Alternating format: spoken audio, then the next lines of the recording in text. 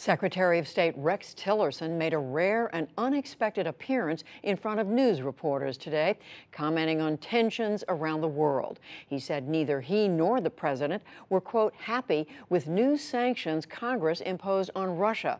And on North Korea, Tillerson said the United States' options are limited and that the U.S. is looking to apply peaceful pressure on Pyongyang.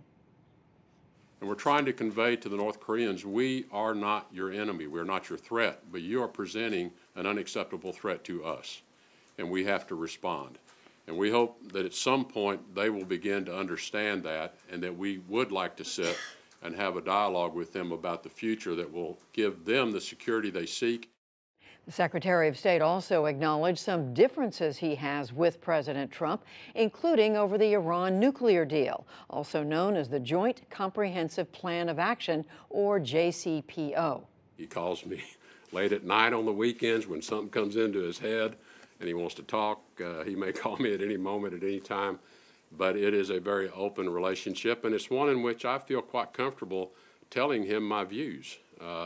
And he and I have differences of views on things like JCPOA and how we should use it. We have differences, but I think if we're not having those differences, I'm not sure I'm serving him. Tillerson brushed aside speculation that he is frustrated and looking for a way out of the State Department. The U.S. Senate's top Republican left open the door slightly for another attempt to repeal and replace Obamacare.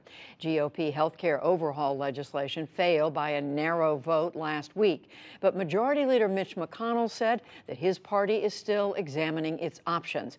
He did, however, reject President Trump's call for Republicans to change Senate rules and reduce its 60-vote threshold in order to take power away from the minority party.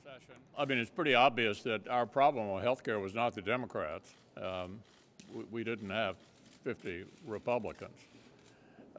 There are not the votes in the Senate, as I've said repeatedly to the President and to all of you, to change the rules of the Senate. Meanwhile, the Republican chair of the Senate's Health Committee wants to pass a one-year extension of federal payments to insurers. President Trump has threatened to halt those payments, but Democrats and others say the move would hike premiums. Majority Leader McConnell also said today that the debate on raising the nation's debt ceiling could stretch until September. The Treasury Department says that September 29th is the last day it will be able to pay the government's bills. The White House says that it is important to raise the debt ceiling, quote, as soon as possible. The Senate has confirmed Christopher Wray as the next director of the FBI. Senators okayed the former Justice Department official overwhelmingly, 92-5. He takes over the agency after President Trump fired James Comey in May amid the investigation into Russia's election meddling. In Pakistan, lawmakers have picked a new prime minister, but the length of his term is uncertain. Shahid Haqqan Abbasi is a loyalist of Nawaz Sharif, who was disqualified as premier last week for concealing assets. Abbasi won an overwhelming majority in parliament, but he represents a ruling party that wants him to serve only until Sharif's younger brother wins a National Assembly seat and can take over. Whether I am here for 45 hours or 45 days, I am the Prime Minister, and I am not here to keep the chair warm. Rather, I am here to work.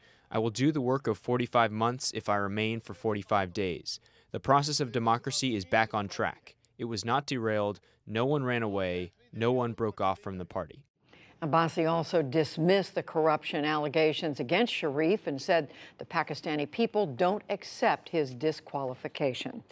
At least 29 people are dead in Afghanistan after a suicide attack at a Shiite mosque. It happened in the western city of Herat during evening prayers. A local lawmaker said he was told that one attacker fired on worshipers before blowing himself up, but it wasn't clear whether there was a second attacker. Back in this country, President Trump's comments on policing have come under fire from the head of the Drug Enforcement Administration.